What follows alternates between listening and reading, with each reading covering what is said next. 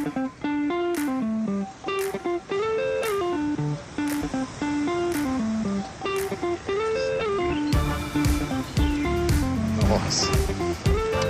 Fuck yeah!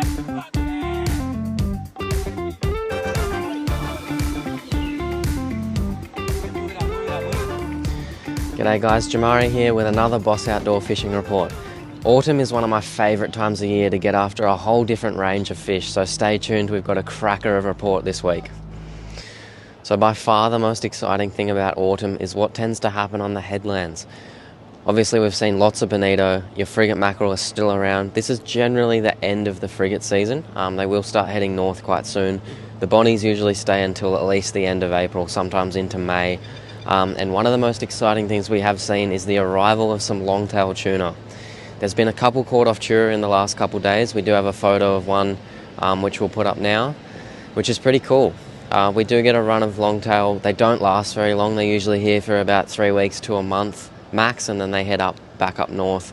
So if you can get a live bait past the bonito, you're in with a shot at a longtail. You're also in with a shot at a kingfish. There's been a few kingfish caught in the Marimbula area, off the wharf, off Long Point.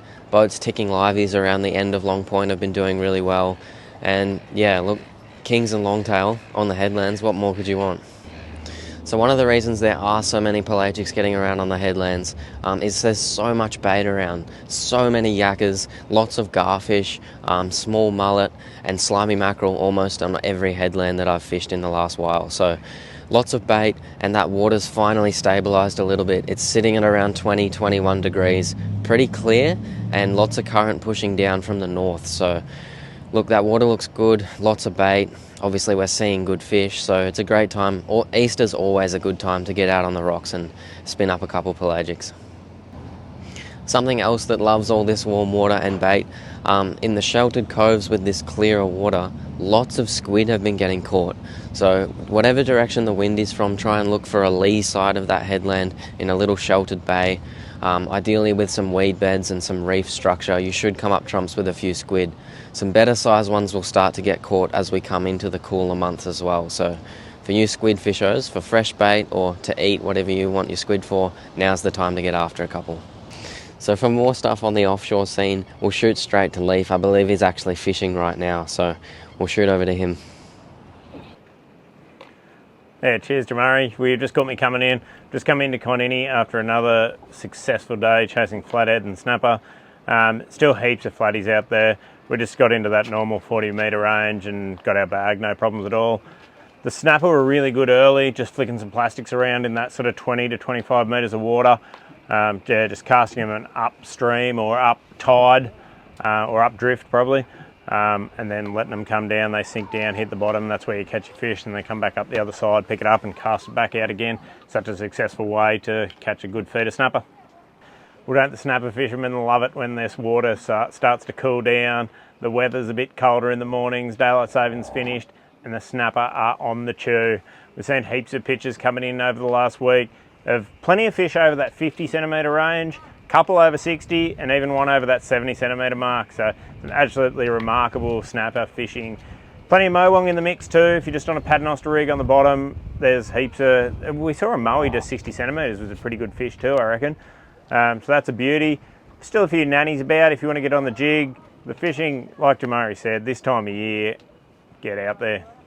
So as we drift a bit wider out onto the marlin grounds, there's still some pretty successful catches going out there. Probably not the same sort of numbers that we've seen over the last month or two, I suppose, where we've seen boats catching double figures up into 10 fish. I don't think we've seen that this week, but still lots of boats catching 1, 2 and 3 fish out there.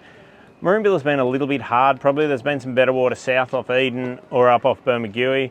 So probably worth the drive if you're going out, but definitely they're not over yet. We'll still see some marlin getting around there over the next couple of weeks. Well, how good is it to see that water clean up? And the water, like I said, is getting a bit colder. We're coming into winter, and that means dive season. There's a few crays around, and our man Corey's been out there getting some, so let's cross to him now. Hey guys, Corey here. We've been down to Eden today. Spent a couple of hours in Twofold Bay diving. Bit of a change of pace from the fishing. There's lots of treats to have on offer down here at Twofold Bay. The diving's been exceptional today. Lots of crayfish, abalone, mussels, and we even got a leather jacket. But here's one of the crays that we got. They're not monsters, but they're good size. So come in store, have a chat. We'll put you on with all the right gear. Come and get a feed at crays for yourself. Oh, yum. How's that for a good looking esky? I'd hate to see what that's going to cost you at the seafood shop. That is a great haul coming out of Twofold Bay in Eden. While you're in Eden, chase some dewies. The beaches there have been exceptional over the last week. We've heard of lots of catches on those beaches. So whether you're at the Kaya, in front of the Seahorse Inn, any of those beaches around the bay are going to hold mulloway. So get out there at night time, get a livey out or get a strip bait out off the beach and you'll come up tight with a few mulloway. They've also been coming into the estuary system too. So generally at night time, try and get that change of tide and get a big bait out. We'll shoot back to Jamari to see what else has been firing in those estuaries. The estuary fishing is still pretty consistent in the Maroonbula area. Lots of trevs up and down the channel still, and we did actually see, just while we were walking over here to start filming the report, some flathead lies on this sandbank behind me, pretty much between the jetty and the sidewalk along where that rock wall is. On that sand flat, there's some flathead lies. So my guess is, in the early hours of the morning, if you can line up a high tide, they'll be sitting there. Once the sun comes up and the pelicans get on that flat, they tend to disappear because the pelicans do actually eat them.